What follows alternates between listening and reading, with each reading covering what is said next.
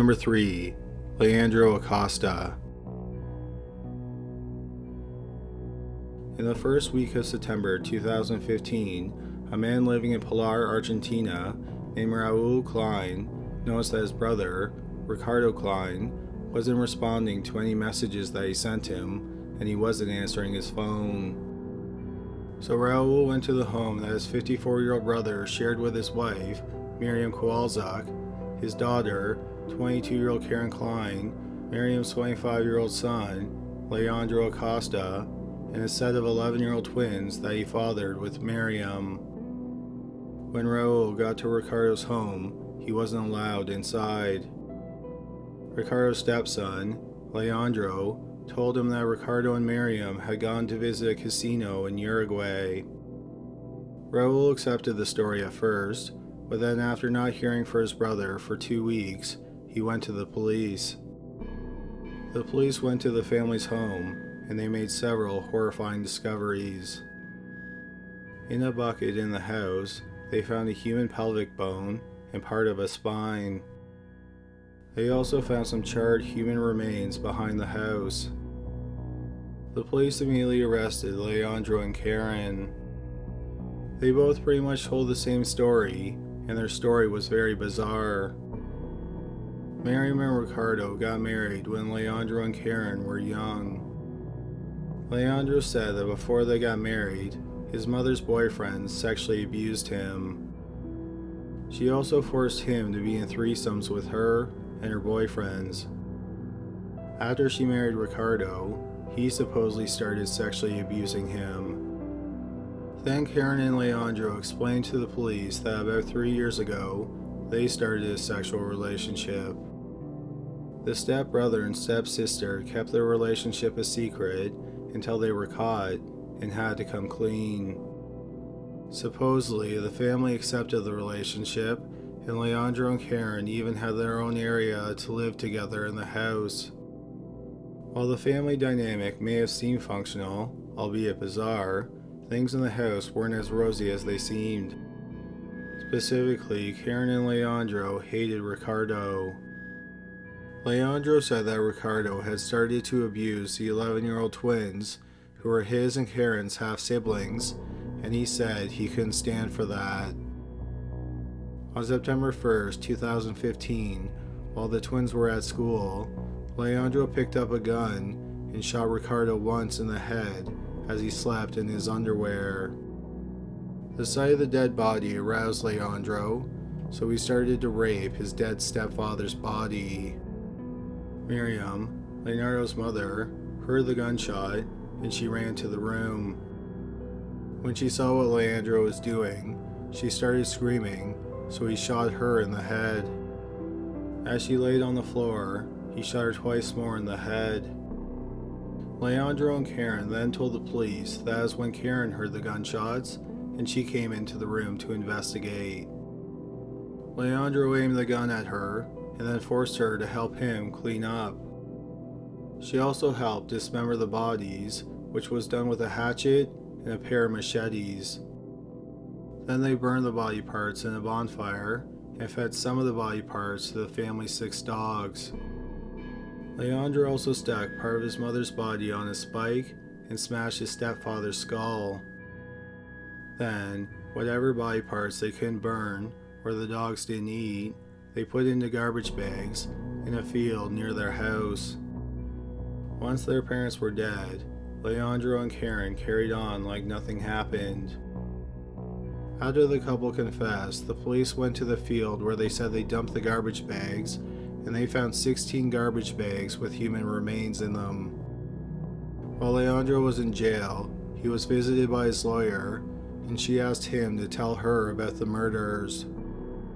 He admitted to her that he didn't feel regret over killing his mother and stepfather.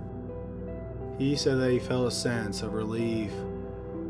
He also admitted that as his stepfather's body was burning, he cut a piece of flesh from his stomach and ate it. She asked him what it tasted like, and he said it tasted like pork, but saltier. Leandro and Karen swore that the murders weren't planned in advance. Instead, they claimed that Leandro acted on his own and then forced Karen to help him clean up. The extended families of both Leandro and Karen didn't believe that. Leandro has a condition that forces him to use a wheelchair a lot of the time. He knew he would not have been able to dispose of the bodies without someone else's help. Also, before the murders, Karen usually bossed Leandro around. So it was very surprising to hear that he was the ringleader in the double murder of their parents and then forced Karen to help him. The extended families think that Karen was the one who wanted their parents dead and then convinced Leandro to take the blame. At the time of this recording, the trial of Leandro and Karen is ongoing. Number 2. James Patterson Smith. Kellyanne Bates was born on May 18, 1978, in Greater Manchester, England.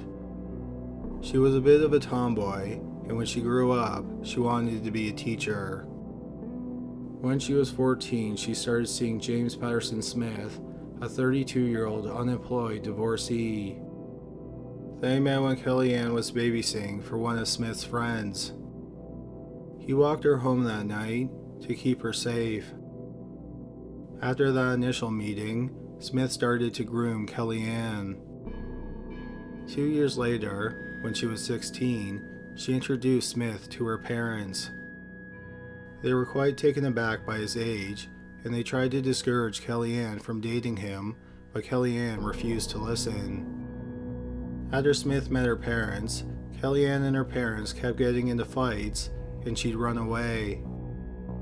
Her parents would always find her at Smith's home. Kellyanne and Smith broke up for a short time, but it wasn't long before they were back together.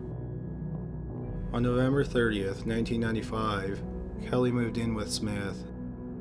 She was 17 and he was 34. That day was the last day that her family saw her alive.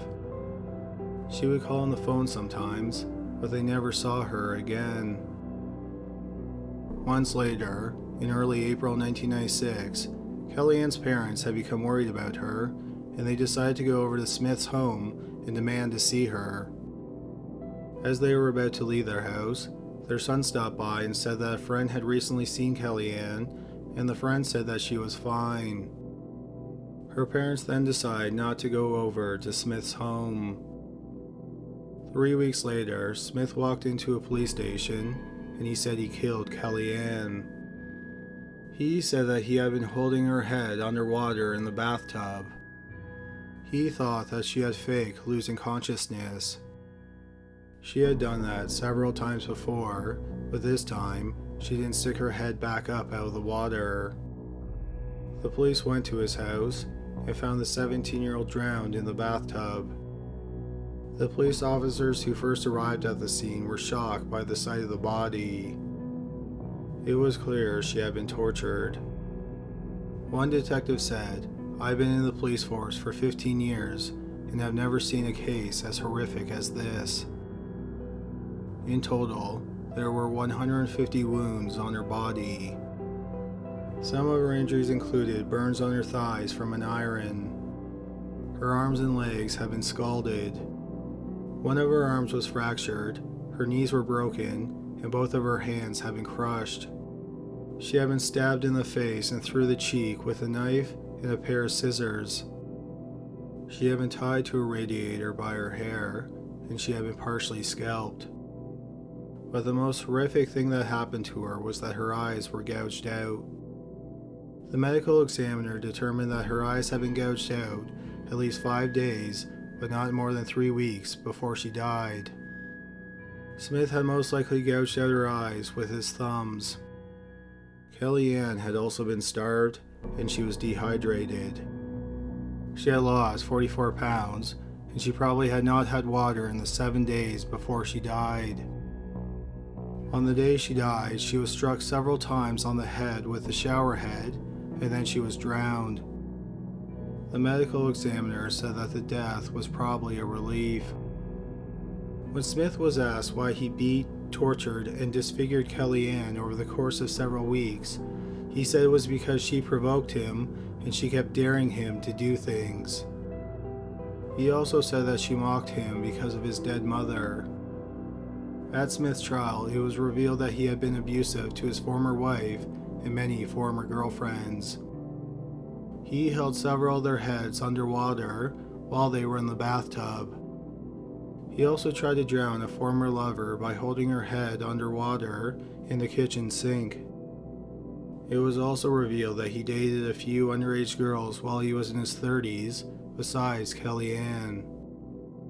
The jury took 1 hour to find him guilty. Members of the jury were offered psychological treatment to help deal with the shock from seeing photographs of Kellyanne's body. Smith was sentenced to life in prison, and he must serve a minimum of 20 years. Kellyanne's parents look back at the last couple of years of her life with regret. Her father wishes that he had killed Smith the first time he walked into their home when Kellyanne was 16 years old. They also wish they went to his home 3 weeks before Kellyanne died. At that point, they may have been too late to save her eyes, but they would have at least saved her life. Number 1. Odie Sanchez.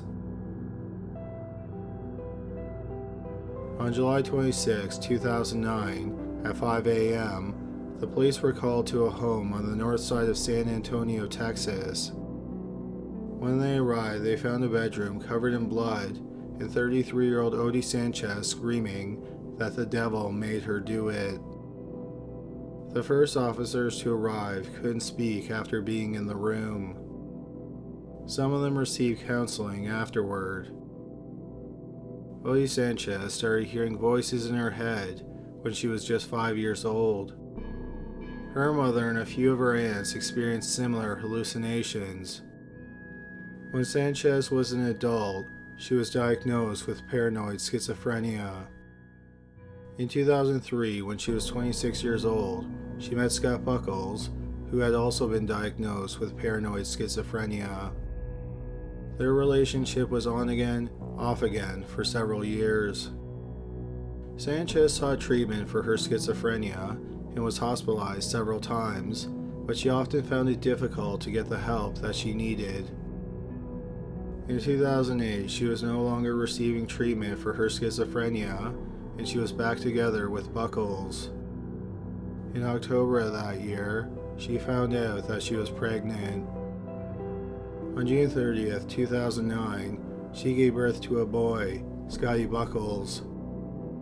After Sanchez gave birth, she was prescribed a drug for postpartum depression. But the drug made her tired, so on July 17th, she stopped taking them. On July 20th, she got into a fight with Scott, and she took baby Scotty to stay with her mother. The fight stressed her out, and this made her mental condition worse. She went to the emergency room and asked for help. They gave her a 15-minute interview and asked her if she was suicidal or homicidal. She said she wasn't, so they sent her home instead of admitting her for inpatient care. 6 days later, the call came into 911 and Sanchez was arrested. Sanchez was interviewed by 3 different psychiatrists in the county jail, and she explained what happened. She said that the voices inside her head told her that her mother had killed Marilyn Monroe and John F. Kennedy, which made the Ku Klux Klan angry. She then said that the voices called her a harlot because she had committed adultery. The voices also told her to hurt baby Scotty because he was the apocalypse. Also, there was a demon in her stomach, and if she ate Scotty, the demon would come out. Then Scotty would evolve, and he would no longer be possessed.